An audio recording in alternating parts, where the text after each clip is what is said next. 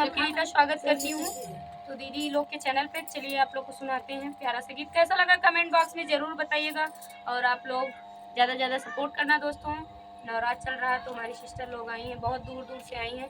तो आप लोग से रिक्वेस्ट है कि जैसे जेठानी देवरानी यूपी 72 पे अपना प्यार दुलार दे रहे हैं, वैसे दीदी के भी चैनल पे जाइएगा, अपना प्यार दुलार दीजिए ज़्यादा से ज़्यादा। और चलिए सुनाते हैं प्यारा सा गीत। जय माता दी। चलिए आज मैं सुनाती हूँ। आशा मिश्रा के 72 चैनल पर जाइए और भर भर के प्यार दुलार दीजिएगा। तो मैं आपको सुनाऊंगी आगे सुंदर सा देवी गीत। बाजेला घंटा झंडा खूब लहराला हो कि निमियई तरवाना, हो निमियई तरवाना, माई के आसना धराला हो कि निमियई तरवाना, माई के आसना धराला हो कि निमियई तरवाना, आई हो रामा निमियई तरवाना, आई हो रामा निमियई तरवाना, माई के आसना धराला हो कि निमियई तरवाना, माई के आसना धराला हो कि निमियई तरवाना, पावन सवाद माई निमिया पे बावली हो, पावन सवाद माई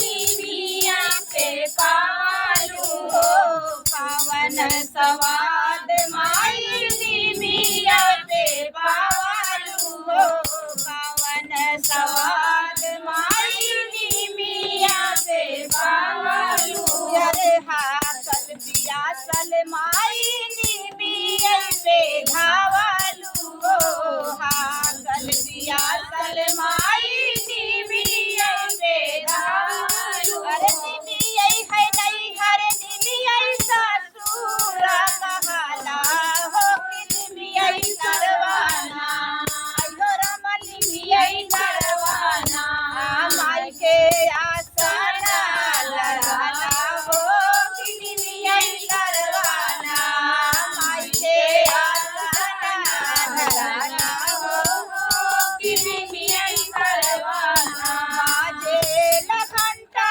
झंडा खूब लहराला हो कि निमिया तरवाना, आयो राम निमिया तरवाना, माई के आसना लड़ाला हो कि निमिया तरवाना, माई के आसना लड़ाला हो कि निमिया तरवाना, चमेली फुलवा माना गुना भावे माये बेगे, चमेली फुलवा माना गुना भावे, अरे माना गुना भावे माई माना गुना भावे, अरे कावन सावत वाया ढाउल फुलवा हो माई, कावन सावत वाया ढाउल फुलवा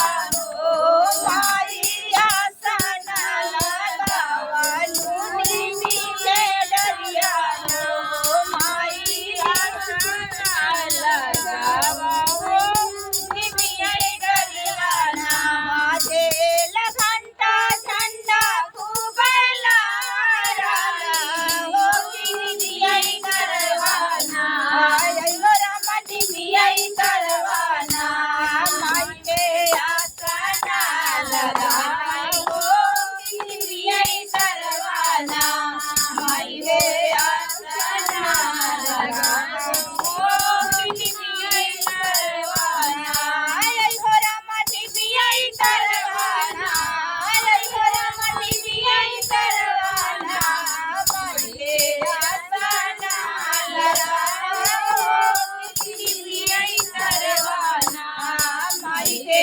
आसना लगाला हो कि निमिया तरवाना। बोलिए दुर्गा मैया की जय।